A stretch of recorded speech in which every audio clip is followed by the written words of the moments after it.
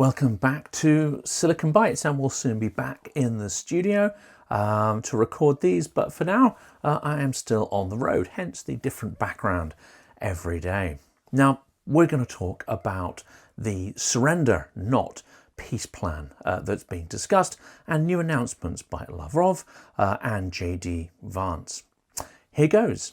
Zero money, zero influence. Trump has boasted that the US is spending net zero on Ukraine, and it's obvious he has no influence whatsoever over Putin or Lavrov to end the invasion. Why is the US then still at the heart of the so-called peace process? Why are the Europeans deferring to Trump, spending so much time on coddling his ego and pandering to his ignorance, and waiting for some kind of consensus on the way forward when it's the Europeans that are now fully funding Ukraine's defence and at a higher monetary level than when the US was last engaged in the conflict under Biden? Well, we're going to get into this detail in a second. Before we do, thank you to everyone who supports the channel through Buy Me a Coffee, Patreon, and all the usual kind of stuff. Your support is absolutely critical to keep this content flowing.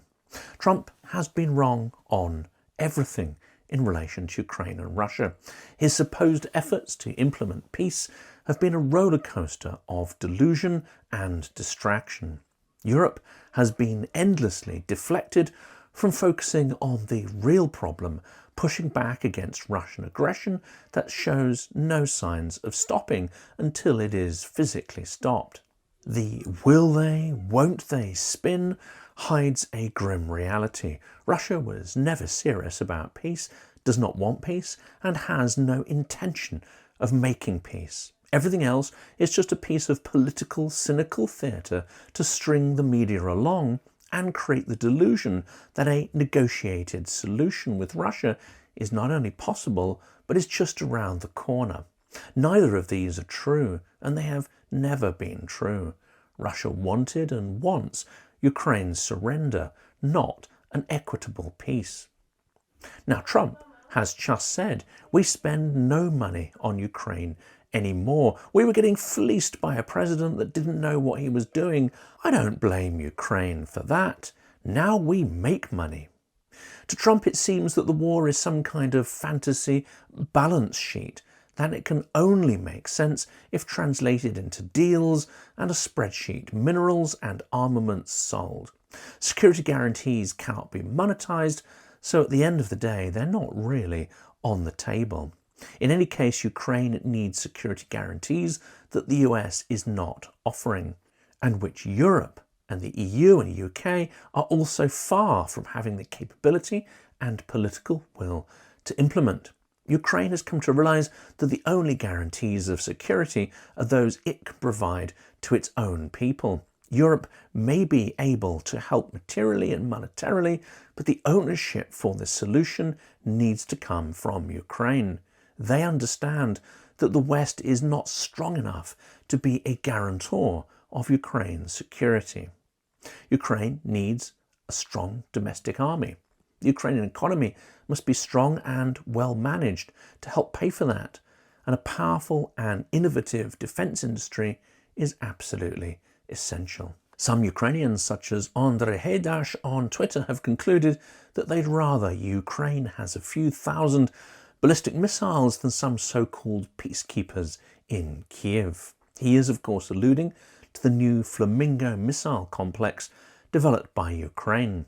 That's because their strategy of striking Russian oil refineries is working in a way that none of the Western sanctions that are full of loopholes and exceptions have worked. Russia's largest terminal on the Black Sea is paralysed. Estimates of Russian refining capacity taken offline have risen from 13% to 17% just this week. Canada has just announced it's providing $1.45 billion in military aid, and Norway has announced $8.45 billion for the year 25 to 26. Meanwhile, Trump is sending zero aid and has quietly blocked HIMARS and Ukraine's long-range missile strike capability based on American weapon systems that they can control. Ukraine is taking responsibility for its own security, while Europe waits for the US to return to the fold. A US under Trump whose actions are exclusively now to the benefit of the invader, Vladimir Putin's Russia, and not the victim, Ukraine. You could almost hear the diplomatic airbags deploying after Alaska. Suddenly there were security guarantees, serious talks, a promised face-to-face between Zelensky and Putin. It seemed as if peace was breaking out, whereas really it was an extraordinary dose of delusion that was breaking out. The political and media spin machine went into overdrive. Well, perhaps that was the point. Spin up expectations only to deflate them again a week later. It's a way of keeping the plates spinning. Then Russia's Foreign Minister Sergei Lavrov sat down for an interview on US television and poured cold water on this fire of expectations. He praised Trump, he scolded Europe, he denied bombing civilians and told blatant and outrageous lies. And most tellingly, he laid out terms for peace that look a lot like Ukraine's surrender, unchanged since the proposals in Istanbul in 2022 that would have emasculated Ukraine as a state and eviscerated its armed forces. Meanwhile, in a parallel interview, J.D. Vance insisted that Moscow had made significant concessions. But has it? The truth is that it has made none that are meaningful at least. This was just Lavrov killing off the false hopes raised from a fake peace process. Moscow had taken all that it needed from the Alaska summit, the PR victory and the normalization of its aggression on the world stage. This interview that Lavrov did on US television was just a clean-up operation, tying up the loose ends, and he announced a return to business as usual. That is the cold-hearted massacring of Ukrainians and the attempt to steal their lands and their futures. For Putin, Alaska was a way to get permission to continue his aggression with impunity, avoid the sanctions and censure that would limit the ability of his war machine to unleash further horrors. That's it. There is nothing more to it. There's no peace deal and no return to normality. Western leaders that kid themselves there is a deal to be found are part of the problem, and they have been since Russia launched its full-scale war. Only the return of the Donbass and Crimea to Ukrainian control can end this, and that requires the Russian army to be comprehensively smashed and driven out of the invading country. It's not impossible, although unlikely through purely military means or via a direct military assault, but it can be achieved through other means nonetheless. Trapdoors and talking points, why nothing has changed. Russia continues its invasion and continues to commit unspeakable acts. All else is dissembling, distraction and diversion. Moscow's peace, Europe's burden, and the only thing that Russia respects. Well, spoilers, it doesn't respect weakness, and weakness, unfortunately, is what Trump has shown, and it's what the Europeans are showing in trying to build a consensus with Trump's regime. Moscow declared victory at the Alaska summit. Then it sent 600 drones into Ukraine to cause mayhem and misery. European leaders huddle in the White House while Russia calls them clumsy.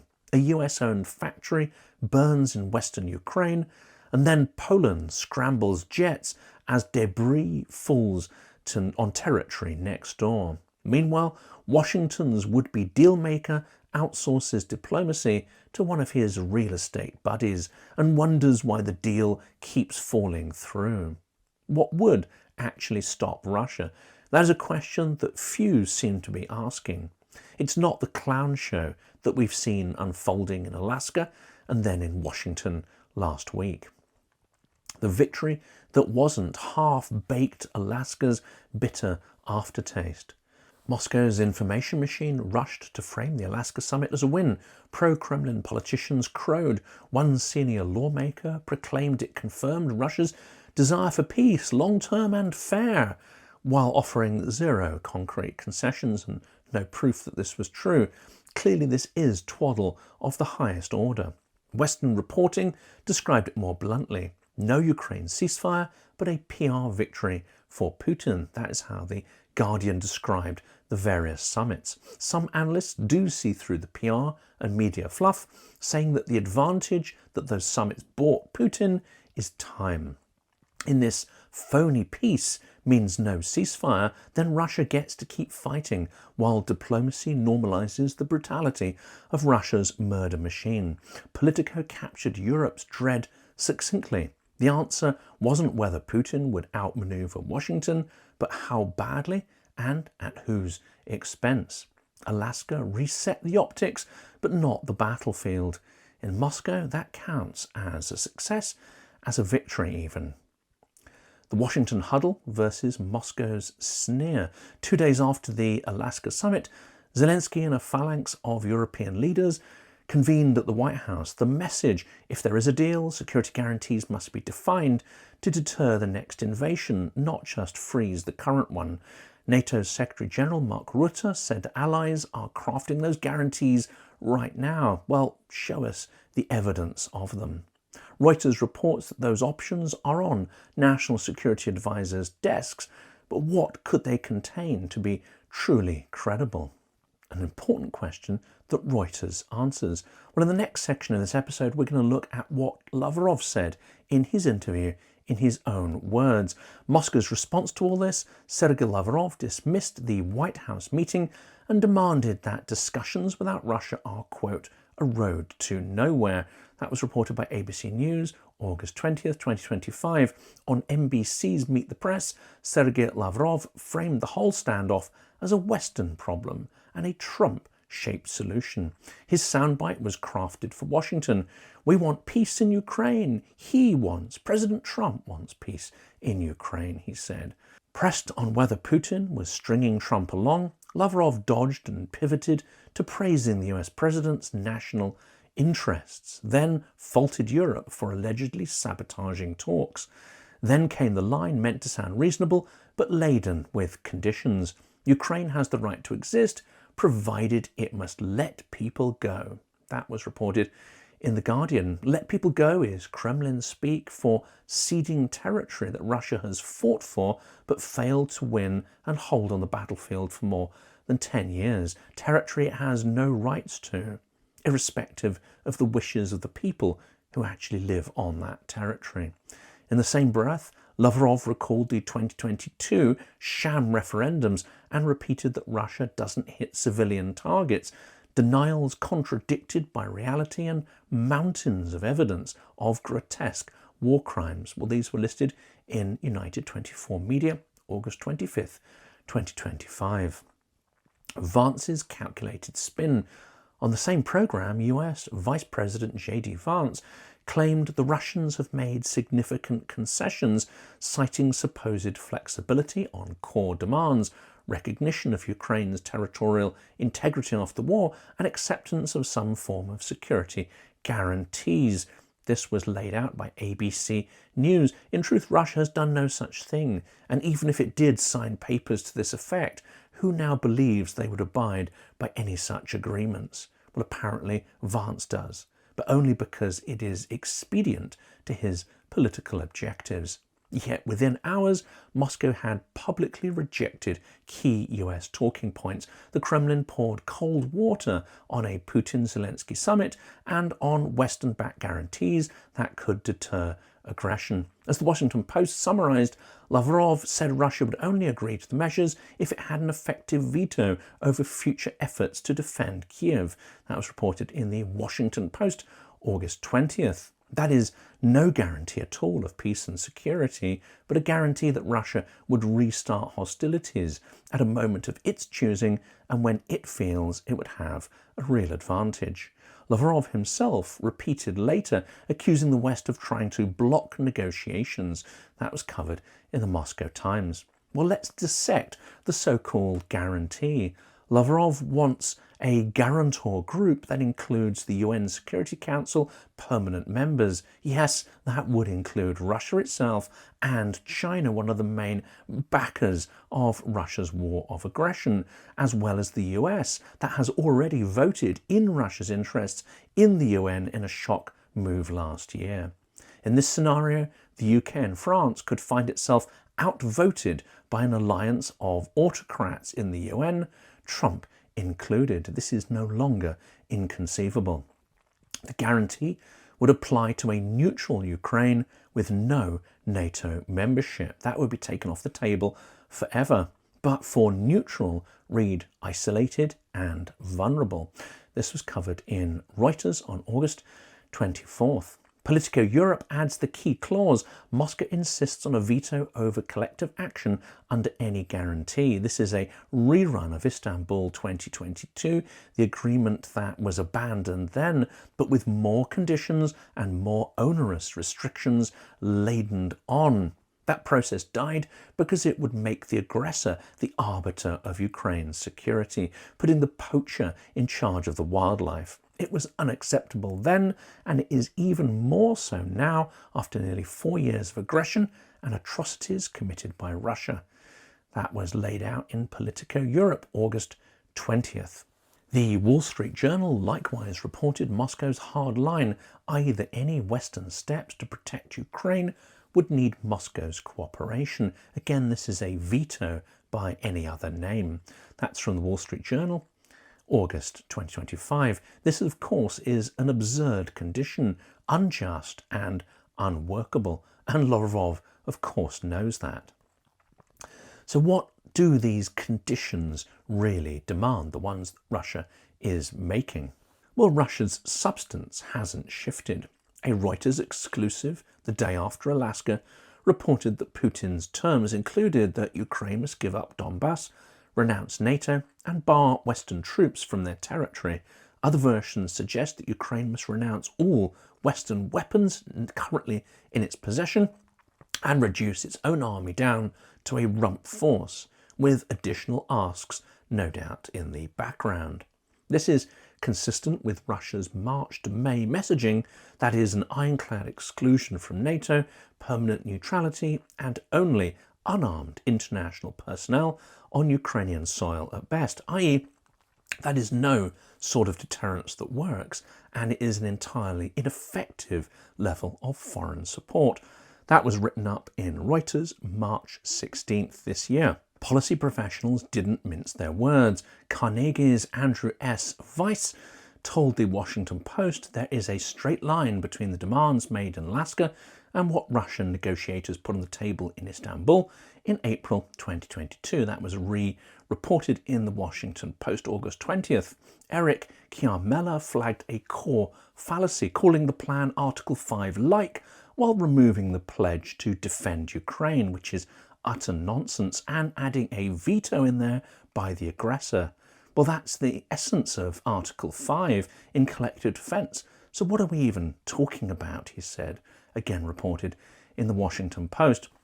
An ex-Russian diplomat, Boris Bandarev, who's been on this channel before, warned that betting on territorial concessions to unlock a real guarantee is a dangerous illusion. Well, that's what we've been saying all along, and yet that message doesn't seem to get through to the US administration. This was reported in the Washington Post in the same article. The Institute for the Study of War read Lavrov's TV appearance the same way, an explicit rejection of US initiatives and an effort to cast Zelensky as the obstacle to mask Moscow's unwillingness to compromise. From Kiev to Tallinn, the demands creep forward with every concession made. Here's the part that Western capitals must not ignore. In parallel to the neutral Ukraine mantra, Russian officials have pushed wider rollback ideas, scaling back NATO's presence in Eastern Europe, even reviving language about returning to 1997 lines. That was reported in Newsweek, June 11th. Reuters has separately reported that Putin's conditions include a written pledge to halt NATO's eastward enlargement, even to reverse it. And that was reported by Reuters May 29th. Independent analysts call this out for what it is. The Lancing Institute notes that demanding a pullback amounts to asking sovereign allies to demilitarize themselves, an impossible and absurd demand under NATO's treaty framework. That was written up in the Lancing Institute, June 11th, 2025. Well, Vance's case for progress and why his words and intentions ring hollow. To be fair, Vance insisted there was momentum. Moscow, he says, has accepted Ukraine's post-war territorial integrity and rejected the idea of a puppet regime. Well, I don't think actually Russia's done either of those things. But when Lavrov simultaneously demands Ukraine let people go, he denies that a real invasion is taking place and rejects NATO membership and Western troops while insisting on a Russian veto over any security guarantees, then what integrity is there in his statements? What reality is there even in those? Well, that was written up by ABC News, August 24th. As WAPO put it, Moscow balks at the security guarantee concept that the Trump world was selling and signals little interest in a swift Putin-Zelensky meeting. Meanwhile, experts warn the White House is projecting wishful thinking. But when in doubt, accuse your critics of your own behavior.